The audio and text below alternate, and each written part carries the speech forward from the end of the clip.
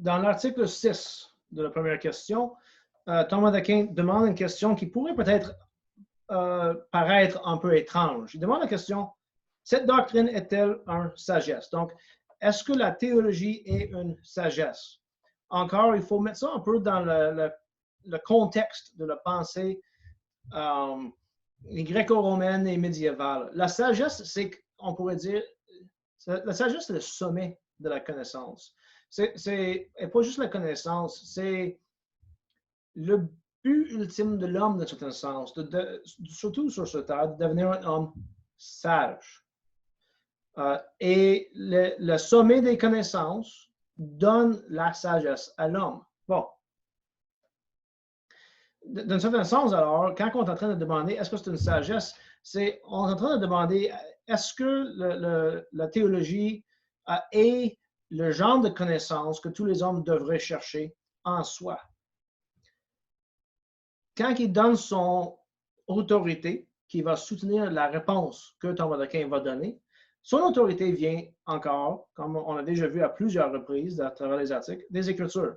Il dit, le Deutéronome dit, en parlant de la loi, et une citation ici, « Telle sera votre sagesse et votre intelligence aux yeux de tous les peuples. » Donc, la parole de Dieu donnée à l'homme est la sagesse. Et c'est sur cette sagesse qu'on se base. C'est un peu ça son point, l'autorité et le Deutéronome. Voilà sa propre réponse. On va le regarder, lire, puis je vais le commenter. Il dit, il est certain que cette doctrine est par excellence une sagesse. C'est supérieur à toute autre forme de sagesse qu'on pourrait même prétendre voir, comme par exemple dans la philosophie, la métaphysique ou l'ontologie chez Aristote est vue comme la sagesse suprême. Bien, Thomas d'Aquin est en train de dire, supérieur à la métaphysique se trouve la théologie. C'est encore meilleur, c'est la sagesse par excellence, parmi toutes les sagesses humaines. Et cela, non pas seulement dans un genre d'objet, mais absolument. Ce n'est pas juste dans un genre, c'est dans toutes les connaissances humaines, la théologie est la sagesse par excellence. Et il va donner deux raisons pour lesquelles il faut croire que la théologie est une sagesse absolue. Premièrement, la première, c'est ceci. En effet, puisqu'il appartient aux sages d'intimer l'ordre et de juger, et que d'autre part, le jugement de l'inférieur s'obtienne par un appel aux causes supérieures, donc, celui qui est sage est celui qui est capable de bien mettre en ordre et bien juger des choses qui se présentent devant lui. Celui-là est sage, celui-là est le sage en un genre quelconque qui prend en considération les causes suprêmes de ce genre. Donc, on a plusieurs descriptions de celui qui est sage. L'homme sage sait comment mettre en ordre, sait comment bien juger, et il contemple les causes de tout dans le genre en question.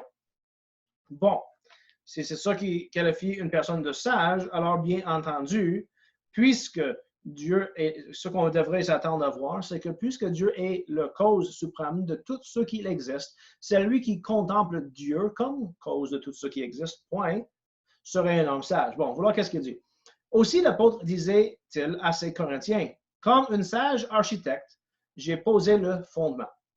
Que s'il s'agit de la vie humaine dans son ensemble, le sage, il serait l'homme prudent, occupé à orienter tous les actes humains vers la fin qu'ils doivent atteindre.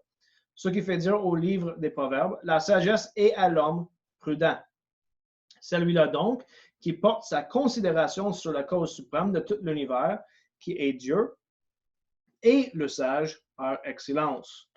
Donc, comme dans n'importe quel domaine de connaissance, que ce soit la moralité et les actions humaines, que ce soit dans la construction des bâtiments, celui qui regarde la cause de ça, le but, on pourrait dire, final vers lequel l'humain devrait tendre, ce que la maison est supposée d'être, son cause finale, celui qui le connaît, c'est l'homme sage dans ce domaine. Bien, Dieu est la cause de tout ce qui existe dans l'univers. Donc, celui qui contemple Dieu, qui tourne son regard vers Dieu, est le sage par excellence, au-dessus de tout autre sage dans n'importe quel autre domaine. Il s'ensuit, première conclusion, la doctrine de la théologie sacrée est une sagesse par excellence. Bon, il donne le deuxième. Aussi, La sagesse est-elle appelée, comme on le voit dans Saint Augustin, une connaissance suprême? Or, la doctrine sacrée nous fait connaître Dieu très précisément, selon qu'il est la cause suprême, car elle ne se contente pas de ce qu'on peut savoir par les créatures, ce qui est le fait des philosophes, ainsi que le dit l'apôtre, ce qu'on sait de Dieu leur a été manifesté. Bon, petit commentaire ici. Thomas d'Aquin est en train de nous faire remarquer que oui, le philosophe est capable de connaître quelque chose au sujet de Dieu à travers ses observations de la création. Okay? Mais la doctrine sacrée nous amène au-delà de la philosophie et au-delà de ce qu'on est capable de connaître par nos observations de la création. Remarque qu'est-ce qu'il a dit. Elle enseigne de Dieu ce qui n'est connu que de Dieu même et qu'il nous a communiqué par révélation. Là est donc la sagesse par excellence. Donc, oui, Thomas d'Aquin dit, le philosophe est capable de connaître quelque chose au sujet de Dieu à travers ses observations de la nature. C'est clair, c'est évident. Paul lui-même, en Romains chapitre 1, 19 à 20, le dit, il l'affirme. Et on a l'évidence chez des philosophes qui l'ont eu cette connaissance. Mais, très important, la théologie sacrée qui vient dans les Écritures est révélée par Dieu lui-même. Donc, celui qui médite sur la parole de Dieu est, par-dessus même des philosophes, une sage et à la poursuite de la sagesse par excellence.